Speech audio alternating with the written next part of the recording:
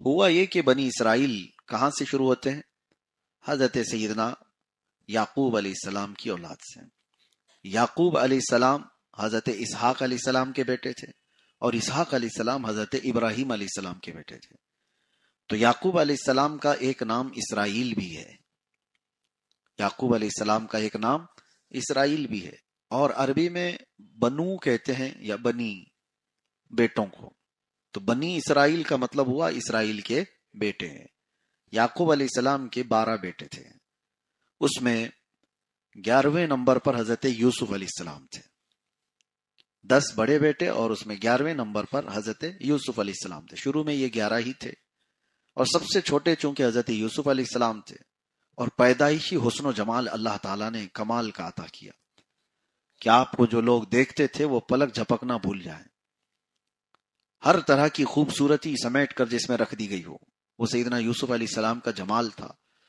اور آپ کے والد حضرت یعقوب علیہ السلام چونکہ اللہ کے نبی بھی تھے، اور ان کے باپ بھی نبی، ان کے دادا بھی نبی، نبیوں کا گھرانہ ہے، تو یوسف علیہ السلام کو وہ اپنے قریب زیادہ رکھتے تھے۔ حضرت یعقوب علیہ السلام کی یہ محبت اتنی غالب تھی کہ دوسرے بھائیوں کے دلوں میں حسد پیدا ہو گیا۔ شیطان نے حسد ڈالا۔ قرآن پاک میں اللہ تعالیٰ نے اس کا ذکر یوں فرمایا ہے، تو وہ صرف اور صرف اس بات سے حسد کرتے تھے کہ ہمارے باپ سب سے چھوٹے والے یوسف کو زیادہ چاہتے ہیں، ہم لوگوں کو اتنا خیال نہیں کرتے۔ اور یعقوب علیہ السلام اس وقت بنی اسرائیل کے، یعنی تمام یہ جو بیٹے ہیں، ان کے باپ بھی، اور اس زمانے کے بڑے رسول اور نبی یعقوب علیہ السلام، اور جتنی قوم تھی اس وقت وہ سب حضرت یعقوب علیہ السلام کی پیروکار تھی، آپ کا بڑا مقام تھا۔ تو ایک مرتبہ ایسا ہوا کہ حضرت یوسف علیہ السلام نے خواب دیکھا۔ خوابوں کی تعبیر کے سلسلے میں بھی میں آپ سے کچھ عرض کروں گا، اور اس خواب کے ذکر سے یہ سورہ شروع ہوتا ہے۔ شروعات میں ہی اللہ تعالیٰ نے فرمایا انی رأیت 11 کوکبا والشمس والقمر رأیتهم لی ساجدین۔ حضرت یوسف علیہ السلام نے کہا اذ قال یوسف لأبیہ یا ابتی، یاد کرو جب یوسف نے اپنے والد سے کہا کہ میرے ابا، میں نے خواب میں یہ دیکھا ہے کہ 11 ستارے، انی 11 کوکبا، 11 ستارے، چاند اور سورج، والشمس والقمر، مجھے سجدہ کر رہے ہیں۔ 11 تارے، ایک چاند اور ایک سورج مجھے سجدہ کر رہے ہیں۔ تو یہ خواب حضرت یوسف علیہ السلام نے دیکھا اور اپنے والد سے کہا۔ تو حضرت یعقوب علیہ السلام نے ان سے کہا یا بنی لا تقصص رؤیاک علی اخوتک، اے میرے بیٹے یہ خواب جو ہے نا اپنے بھائیوں کو بتانا مت، فیکیدوا لک کیدا، وہ کچھ نہ کچھ تیرے ساتھ دشمنی کر جائیں گے، کوئی ہیلا کر جائیں گے، کچھ نہ کچھ نقصان پہنچائیں گے۔ اور پھر ان الشیطان للانسان عدو مبین، بے شک شیطان انسان کا کھلا ہوا دشمن ہے، کچھ نہ کچھ بھائیوں میں وہ کرے گا۔ تو خواب بتانے سے تو منع کیا، بھائیوں کو مت بتانا۔ حضرت یوسف علیہ السلام نے جو خواب دیکھا اس کی تعبیر حضرت یعقوب علیہ السلام نے بھی کچھ نہیں کہی، لیکن وہ سمجھ گئے کہ یہ آثار ہیں یوسف کے کمال کے، ان کی بلندی کے، بتاؤ مت اپنے بھائیوں سے۔ یہ بات چلتی رہی۔ اس کے بعد بھائیوں نے ایک پلان کر دیا کہ کہیں نہ کہیں یوسف کو راستے سے ہٹانا ہوگا۔ جب ابھی جوانی کو پہنچ رہے تھے، حضرت یعقوب علیہ السلام کبھی ان کو اپنے سے جدا نہیں کرتے تھے، دور بھیجتے نہیں تھے۔ بھائیوں نے سوچا کہ کس طرح سے یعقوب سے یوسف کو دور کیا جائے، ہمارے باپ سے یوسف کو دور کیا جائے۔ شیطان ان کے بیچ میں آیا اور میٹنگ کیا۔ شیطان کسی بھی شکل میں آ سکتا ہے، من الجنتی والناس، جنات میں سے بھی ہے، انسانوں میں سے بھی ہے۔ لوگوں کے تصور میں ایسا بیٹھا ہوگا کہ وہ بڑی سینگ والا ہوگا، کالے چہرے والا ہوگا، ڈراؤنی شکل کا ہوگا، ضروری نہیں، بہت خوبصورت بھی آ سکتا ہے۔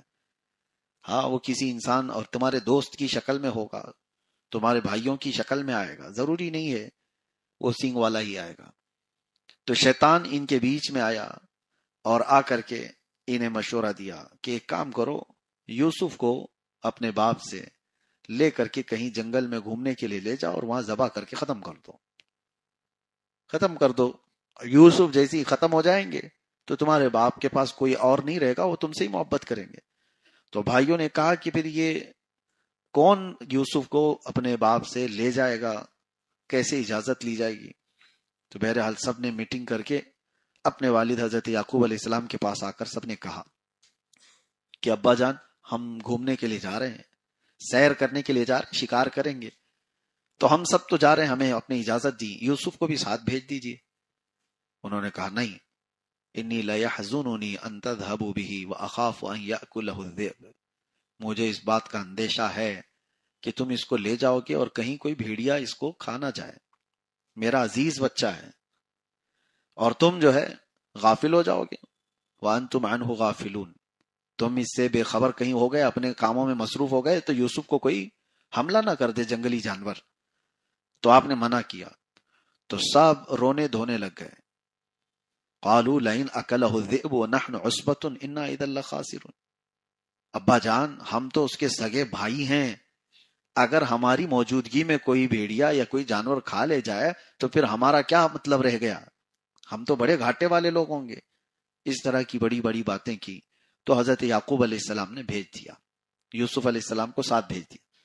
فلما ذهبوا به واجمعوا ان يجعلوه في غيابة الجب، قرآن میں اللہ فرماتا ہے اب وہ سب لے کر کے حضرت یوسف علیہ السلام کو جنگل میں آئے، پلان تو پہلے سے تھا ان کا، لیکن ذبح کرنے کی بجائے ان میں سے ان لوگوں نے یہ سوچا کہ ذبح کر دینا، کاٹ دینا یہ اچھا کام نہیں ہوگا، ایک کام کرتے ہیں کہ ویران کنواں ہے اس جنگل میں، وہاں پر ڈھکیل دیں گے، یوسف کو اس کنویں میں ڈال دیں گے، ہم خون نہیں کریں گے۔ اور یوسف علیہ السلام کو وہ لوگ لے کر کے آئے اور ایک ویران کنویں میں انہوں نے دھکیل دیا، اور یوسف علیہ السلام کی جگہ پر ایک بھیڑیا پکڑ لیا اور اس کو ذبح کیا، اس کو ذبح کر کے اس کا خون یوسف علیہ السلام کے جبے کو، ان کے کپڑوں کو لگایا اور ان کے کپڑے اتار لیے تھے، اور رکھ کر کے وہ واپس آئے یہی بتانے کے لیے کہ آپ کا اندیشہ سچ ثابت ہو گیا، آپ نے سوچا تھا کہ کوئی بھیڑیا حملہ کر دے گا اور سچ ویسی ہو گیا۔ وجاءوا اباهم عشاء يبكون، رات کو وہ لوگ روتے ہوئے لوٹے، قالوا یا ابانا انا ذهبنا نستبق وترکنا یوسف عند متاعنا، اے ہمارے باپ ہم گئے کھیل رہے تھے، سامانوں کے پاس یوسف کو بٹھائے تھے، فاکلہ الذئب، بھیڑیا آیا اور کھا لیا۔ اور کیا کر سکتے ہم لوگ، رونا دھونا سب شروع کیا، وہ کپڑا دکھائے، دیکھو خون میں لت پت کپڑا ہے، کیا کیا جائے۔ حضرت یوسف علیہ السلام کے کنویں میں ویران ڈال کر کے انہوں نے یہ ہیلا کیا اور اپنے باپ کو آ کر بتا دیا، اور وہ اتنا زہریلا کنواں تھا، اس میں سانپ اور بچھو موجود تھے، کسی انسان کا اس میں بچ کر کے نکلنا آسان نہیں تھا۔ انہیں پتا تھا کہ ہم نے کنویں میں ڈالا ہے، یعنی تقریباً موت کے منہ میں ڈال دیا، اور یہ واپس آئے۔ یعقوب علیہ السلام نے ان کو ہمیشہ کے لیے اپنے سے دور کر دیا، کہا کہ مجھے اندیشہ اسی بات کا تھا کہ تم کچھ ہیلا کرو گے اور میرے بیٹے کو مجھ سے دور کرو گے، اور تم لوگوں نے وہی کیا۔ تو ناراضگی اتنی کہ جس چیز کے لیے انہوں نے حضرت یوسف کو ہٹایا تھا وہ تو ملی نہیں، پلس یعقوب علیہ السلام کی ناراضگی اپنے سر پر لے لی۔ اور ادھر کیا ہوا، حضرت یوسف علیہ السلام کو کنویں میں جیسی ڈالا گیا، اللہ تعالیٰ کا حکم ہوا جبرائیل امین کو کہ اے جبرائیل تیزی سے جاؤ دنیا میں، یوسف کے کنویں میں گرنے سے پہلے ان کو پکڑ لو۔ حضرت جبرائیل علیہ السلام 3 بار دنیا میں بہت تیزی سے تشریف لائے ہیں۔ ایک جب حضرت ابراہیم علیہ السلام کو نمرود آگ میں ڈالا تھا تو آپ کو منجنیق سے پھینکا گیا تھا، آگ میں گرنے سے پہلے جبرائیل امین آئے تھے، وہ کتنا شارٹ ٹائم ہوتا ہے۔ دوسرا حضرت ابراہیم علیہ السلام جب اسماعیل علیہ السلام کے گلے پر چھری رکھ چکے تھے، تب اللہ تعالیٰ نے حکم دیا کہ فوراً جاؤ، ان کی چھری چلنے سے پہلے اسماعیل کو ہٹاؤ اور جنتی دمبے کو سلا دو۔ دوسری بار اتنی تیزی سے آئے تھے۔ اور تیسری مرتبہ فرمایا گیا یوسف علیہ السلام کو ان کے بھائیوں نے کنویں میں ادھر دھکا دیا، ان کے کنویں میں گرنے سے پہلے جبرائیل امین آ گئے تھے۔ ان کی تیزی، ان کی سرعت، وہ پتہ نہیں کتنے ہزاروں اور لاکھوں میل کا سفر جو آسمانوں پر ہوں، وہ سدرہ کے مکین آنے واحد میں پہنچ سکتے ہیں، تو جس کے در کی وہ خدمت کرتے ہیں اس کی سرعت کیا ہے؟ ہاں، جس کے در کی وہ خدمت پر ہیں رسول کریم صلی اللہ تعالی علیہ وسلم۔ بہرحال یوسف علیہ السلام کو کنویں میں انہوں نے اٹھا لیا اور ایک جگہ بٹھا دیا، اور موذی جانوروں کو حکم ہو گیا کہ یہ اللہ کے نبی ہیں، تمہاری غذا نہیں ہے، یوسف علیہ السلام کو کوئی ٹچ بھی نہ کرے، یہاں ان کی حفاظت پر لگ جاؤ۔ جو ایذا دینے والے زہریلے کیڑے مکوڑے یا جانور تھے اندر کنویں میں، وہ سب حضرت یوسف علیہ السلام کی حفاظت پہ لگ گئے۔ اللہ جس کو جہاں چاہے محفوظ رکھے اور جیسے جس کو چاہے حفاظت پر بھی معمور کرے.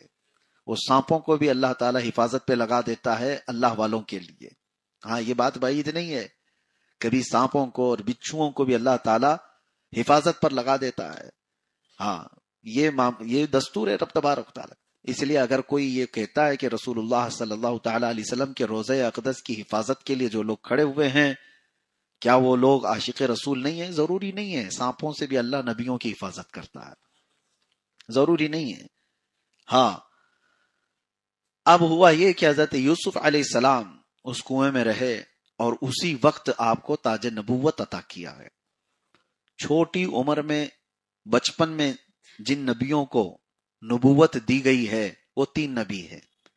ایک حضرت عیسیٰ علیہ السلام، پیدا ہوتے ہی آپ کو نبی بنا دیا گیا. اور ایک حضرت یحییٰ علیہ السلام، ان کو بھی پیدائشی نبی بنایا گیا. اور تیسرے حضرت یوسف علیہ السلام بہت چھوٹی عمر میں تھے، کنویں میں تھے، اس وقت آپ کو نبوت دی گئی. یہ نبوت عطا کرنے کی بات ہے. ویسے دیکھا جائے تو رسول اللہ صلی اللہ تعالی علیہ وسلم کی نبوت، میرے آقا فرماتے ہیں کنت نبیا وآدم بین الماء والطین، مجھے تو اس وقت نبی بنایا گیا جب آدم کو ابھی مٹی اور پانی سے گوندا جا رہا تھا. آدم علیہ السلام کو پیدا بھی نہیں کیا گیا تھا، اس سے پہلے اللہ تعالی نبی پاک صلی اللہ تعالی علیہ وسلم نبی بنائے گئے تھے. بہرحال یوسف علیہ السلام وہاں پر تاج نبوت سے سرفراز کیے گئے. اتفاق ایسا ہے کہ وہاں سے ایک قافلہ گزر رہا تھا جو مصر کی طرف جا رہا تھا، اور اس قافلے نے وہاں پڑاؤ کیا، کنواں دیکھا، پانی ہوگا، تو قافلہ وہاں پر رکا. انہوں نے ڈول ڈالا، اور جیسے ہی ڈول ڈالا تو یوسف علیہ السلام اس ڈول کو پکڑ کر کے اوپر تشریف لائے. تو انہوں نے دیکھا یا بشرا ھذا غلام، یہ کیسا خوبصورت نوجوان ہے، دیکھتے ہی لوگوں کی آنکھیں چندیا جائیں.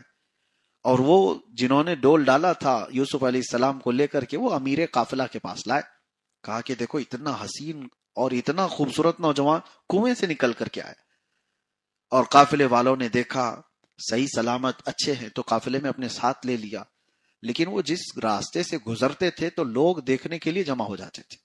آپ کی چمک اتنی تھی، آپ کی خوبصورتی ایسی تھی کہ رات کی تاریکی میں بھی جائیں تو اجالا نظر آئے آپ کے چہرے پاک پر، تو لوگ دیکھنے لگ جاتے تھے.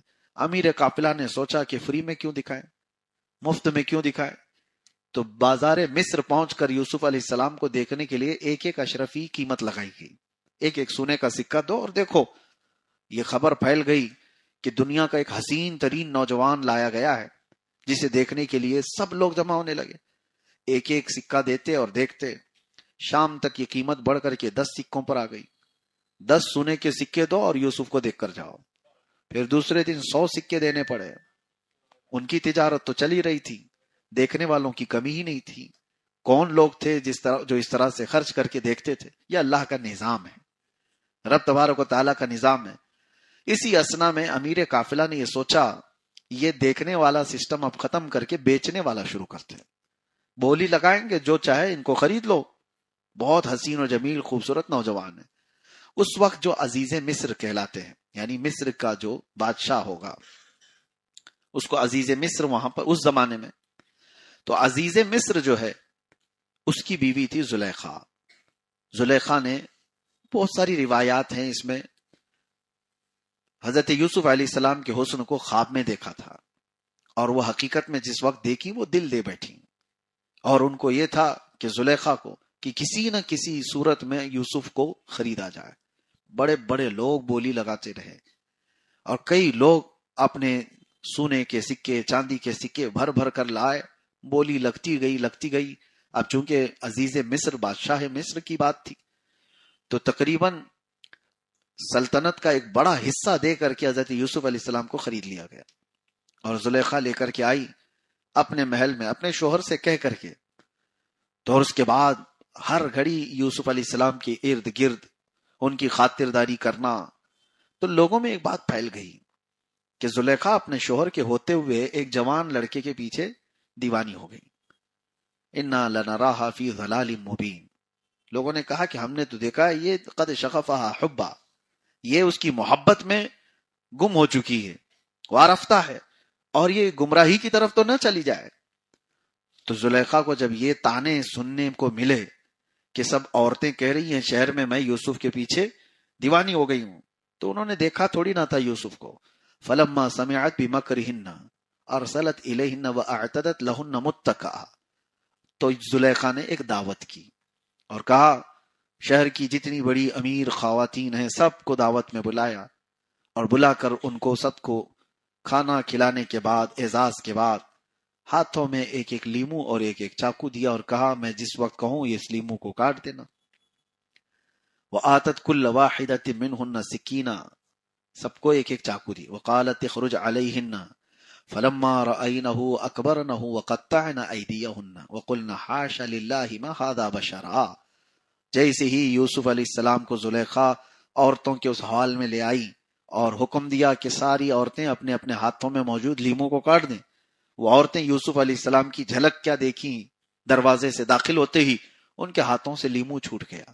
قرآن میں ہے کہ انہوں نے انگلیاں پوری کاٹ لیں، تیز چاقو دی گئی تھی، اور یہاں تو قرآن میں وقطعن ایدیہن، ہاتھوں کو کاٹ لیا انہوں نے، لیکن اکثر حصہ یہاں پر کٹ گیا عورتوں کا. اور کیا کہا وقلنا حاش للہ ما ھذا بشرا ان ھذا الا ملک کریم. یہ بھی کہا گیا کہ یہ تو انسان ہی نہیں ہو سکتا، یہ تو کوئی اترا ہوا فرشتہ نظر آتا ہے، یہ کوئی فرشتہ ہے، ہم نے ایسی صورت دنیا میں دیکھی ہی نہیں ہے. پھر اس کے بعد وہ تو معاملہ ہوا، یوسف علیہ السلام کے جانے کے بعد ان کو پتا چلا کہ ہم تو لیمو نہیں اپنا ہی کاٹ چکے ہیں، انگلیاں کٹ گئی. میرے عزیزو یہ عام بات نہیں ہے، سننا آسان لگ رہا ہوگا. عورت ذات انگلی کاٹ لے، ہوگا نہیں، کاکروچ سے ڈرنے والی، چھپکلی سے اچھل کود کرنے والی، اور اس کو تھوڑا سا ٹچ کیا ہو جائے وہ کتنے دن ہا ہو کرتی رہے. اور ایسی عورت ذات اگر انگلیاں کاٹ لے یا اس کی کٹ گئی ہوں اس کو درد نہیں ہوگا. انسان کی ایک کیفیت ہوتی ہے، انسان کی ایک کیفیت، اس کو کہتے ہیں محویت، غرق ہو جانا. محویت کیا ہے؟ یہ انسان کے ذہن و دماغ پر کسی ایسی چیز کا غلبہ جس میں وہ ڈوب گیا ہو، تو جب وہ اپنے آپ میں نہیں ہوتا ہے تو اسے کسی درد کا احساس ہی نہیں ہوتا، کسی درد کا احساس نہیں ہوتا. اور یہ محویت کسی بھی حال میں آ سکتی ہے. اب وہاں پر وہ جمال یوسف کو دیکھ کر کے وہ مہ ہو گئی تھی. اسی طرح کی بات حضرت مولا علی کرم اللہ وجہہ الکریم، آپ کی پنڈلی میں ایک تیر چبھ گیا تھا اور اس کو نکال نہیں پا رہے تھے، پنڈلی میں گوشت میں پھنسا ہوا. تیر کیسے ہوتے تھے جانتے ہیں؟ سامنے سے جو نوکیلے ہوتے تھے اور اس کے بعد پھر ان کے پیچھے اس طرح کے دانت لگے ہوتے، اگر گھس گیا تیر واپس کھینچا جائے تو گوشت کے ساتھ باہر آئے گا. تیروں کی شکل اس طرح بنائی جاتی تھی. تو ان کی پنڈلی میں گھسا ہوا ہے، تو وہ اتنی شدت کا درد تھا کہ اس کو کوئی نکال نہیں سک رہا تھا. تو پھر مشورہ یہ ہوا کہ حضرت مولا علی کرم اللہ وجہہ الکریم جب نماز میں مصروف ہو جائیں تب نکالا جائے. تو آپ نماز پڑھنے لگے، تو اس حالت میں جب وہ قرات میں مصروف ہوتے تھے تو لوگوں نے پیچھے سے تیر کھینچ کر نکالا، حقیقت میں اس کے ساتھ گوشت لگ کر باہر آیا. نہ آپ کی نماز ٹوٹی، نہ قرات کم ہوئی، کچھ نہیں. اور سلام پھیرنے کے بعد آپ پاؤں پر ہاتھ رکھ کر پوچھتے ہیں یہ تیر کب نکالا گیا؟ یہ محویت ہوتی ہے. جب اللہ کی یاد میں محبت میں غرق ہو جائے بندہ، محبت مصطفیٰ صلی اللہ تعالی علیہ وسلم میں یہ کیفیت آ سکتی ہے. تو وہاں جو عورتوں کو یہ کیفیت آئی تھی، اور قرآن میں ہے کہ ان کی انگلیاں جو کٹ گئیں تو وہ جان بوجھ کر کے تو نہیں کاٹی، بلکہ وہ کچھ اور دیکھ رہی تھی اور ہاتھ سے کٹ گئی. ایسا ہو سکتا ہے آپ کچھ اور دیکھ رہے ہو اور کر کچھ رہے ہو، تو ایسی حالت میں بھی درد کا احساس کم ہوتا ہے. اور یہ محویت آج کے بچوں میں تو گیم میں ہے. ہاں، ان کو 2-4 پیچھے سے تھپڑ مار کے بھی چلے جاؤ، ان کو پتا بھی نہیں ہوگا کس نے مارا، پتا بھی نہیں ہوگا، کیونکہ محویت ہے ان کی، وہ غرق ہیں کسی اور چیز میں. اور اس حالت میں وہ جب وہ ڈوبے ہوئے ہوں گیم کھیلنے میں، وہ ان کے سامنے کوئی بھی چیز لے جا کر کے رکھ دو سب کھا لیں گے. وہ کوئی بھی چیز رکھو، وہ تو ایسا نہیں ہے کہ چاکلیٹ یا چپس رکھو، وہاں گوبر بھی رکھو تو ہاتھ جائے گا اور کھا لیں گے. محویت ہے، اسے احساس بھی نہیں ہوگا. تو انسان کی ایک کیفیت ایسی آتی ہے جو مہ ہو جاتا ہے آدمی. اللہ تعالیٰ ان بری محویت سے ہماری حفاظت فرمائے اور حب مصطفیٰ میں مہ عطا فرمائے. اعلیٰ حضرت نے کیا دعا کیا ہے مدینے جانے کے بعد؟ اعلیٰ حضرت فرماتے ہیں ایسا گما دے ان کی ولا میں خدا ہمیں، ایسا گما دے ان کی ولا میں، خدا ہمیں ولا کہتے محبت میں، اے اللہ ان کی محبت میں ایسا ہم کو گم کر دے، ڈھونڈا کریں پر اپنی خبر کو خبر نہ ہو، ڈھونڈا کریں پر اپنی خبر کو خبر نہ ہو۔ یہ غالب نے جو کہا تھا، اعلیٰ حضرت نے اس کے جواب میں کہا ہے، کوئی امید بر نہیں آتی، کوئی صورت نظر نہیں آتی، ہم وہاں ہیں جہاں سے ہم کو خود ہماری خبر نہیں آتی۔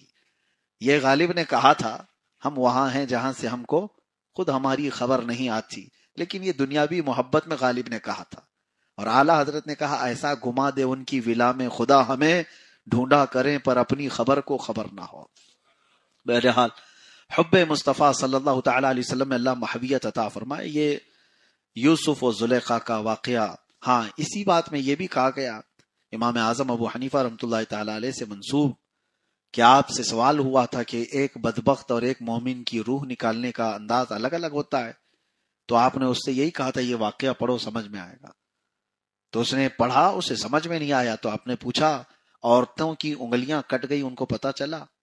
اس شخص نے کہا نہیں۔ کہا کیوں؟ کیونکہ جمال یوسف دیکھ رہی تھی، جمال یوسف دیکھ رہی تھی، انگلیاں کٹ گئی ان کو پتہ نہیں چلا۔ امام اعظم فرماتے ہیں یہی مومن صالح کے ساتھ ہوگا، روح نکلنے کے وقت وہ جمال مصطفیٰ دیکھ رہا ہوگا۔ تو جمال یوسف دیکھتے ہوئے کٹنے والی انگلیوں کا درد نہیں ہوتا، تو جمال محمد دیکھنے کے وقت روح نکلنے کا بھی درد نہیں ہوتا، صلی اللہ علیہ وآلہ وسلم۔ اللہ تبارک و تعالی ہماری موت کے وقت، سرانے کے وقت وہ جمال جہاں آرا نصیب فرمائے۔ بس یہی زندگی کا مقصد بھی رکھو میرے عزیزوں، کہ آخری وقت جب آنکھیں بند ہونے کو آئیں، دنیا بہت دیکھی، بس وہ چہرے جمال جہاں آرا ہمارے سرہانے کے پاس ہو، تاکہ دنیا سے جانے کا درد ہلکا ہو جائے۔ تو زلیخا کے ساتھ جو یہ معاملہ ہوا، یہ چیز جب پتہ چلی شہر کی عورتوں کے ساتھ انہوں نے یہ معاملہ کیا، پھر ہوا یہ کہ یوسف علیہ السلام کے ساتھ انہوں نے ایک معاملہ کر دیا۔ کیا کیا؟ وہ کمرے میں بند تھے، سارے دروازے زلیخا نے بند کر دیے، اور یوسف کو اپنی طرف بلایا کہ تم آ جاؤ اور ہم تنہا ہیں۔ قرآن میں ہے وَلَقَدْ ہَمَّتْ بِهِ وَهَمَّ بِهَا لَوْلَا أَن رَأَىٰ بُرْهَانَ رَبِّهِ، یعنی زلیخا نے ارادہ کیا، اور یوسف بھی ارادہ کر لیتے اگر اللہ کی برہان ان کے ساتھ نہ ہوتی، اگر اللہ کی مدد ان کے ساتھ نہ ہوتی، اللہ کا فضل نہ ہوتا، نبی ہیں، رب تعالیٰ فرماتا ہے لولا ان رأى برہان ربی۔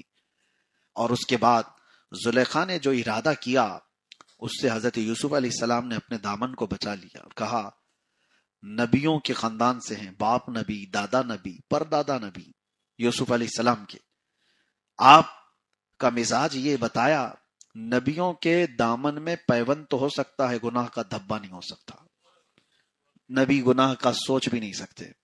یوسف علیہ السلام اپنا دامن بچا کر اس کمرے سے باہر بھاگنے لگے، تو زلیخا نے پیچھے سے دامن پکڑ کر کھینچا، دامن پکڑ کر کھینچا تو دامن ان کا پھٹ بھی گیا، پھر بھی یوسف علیہ السلام کسی نہ کسی طرح دروازے سے نکل کر بھاگے، لیکن الزام پھر یوسف علیہ السلام پر ہی آیا۔ زلیخا نے الزام لگایا کہ میں اکیلی تھی تو تنہا پا کر کے یوسف نے میرے ساتھ برائی کا ارادہ کیا۔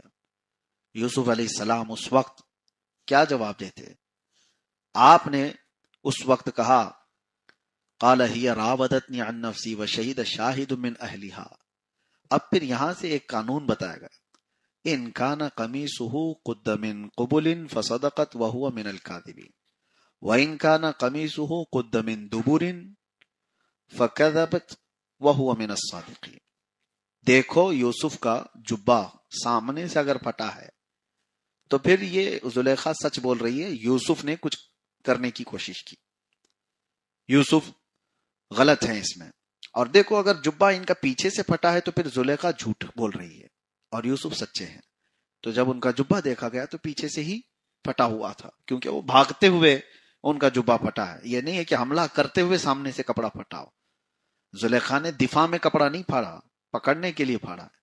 یہ معاملہ ہوا، اس کے باوجود بھی عزیز مصر نے یوسف علیہ السلام کو اٹھا کر جیل میں ڈال دیا۔ یہ بغیر کسی قصور کے، بغیر کسی جرم کے حضرت یوسف علیہ السلام جب جیل گئے، میرے عزیزو یہاں پر ایک بہت بڑی سمجھ کی بات ہے، جب کسی کو اس طرح کی کیفیت سے گزارا جاتا ہے نا، اس کو برداشت کرنا آسان نہیں ہوتا۔ کرائم کرنے والے جیل میں آتے ہیں تو کمپرومائز کر کے آتے ہیں، پہلے سے دماغ بنا کے آتے ہیں، لیکن جو کیا ہی نہ ہو اس کا وہاں جینا بہت مشکل ہو جاتا ہے.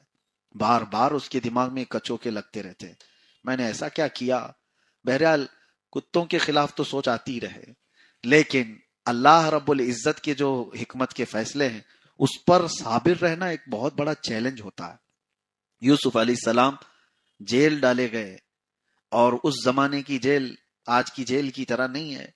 جیل کے اندر کیا کیا معاملات ہوئے، ایک دن گزرے ہوتے، 2 دن گزرے ہوتے، یوسف علیہ السلام کے مہینے 2 مہینے جیل میں کٹے ہوتے تو سمجھ میں آتا 7 سال جیل میں گزر گئے تھے، بغیر کسی قصور کے، بغیر کسی جرم کے، جوانی میں جس کو جیل ڈالا جائے.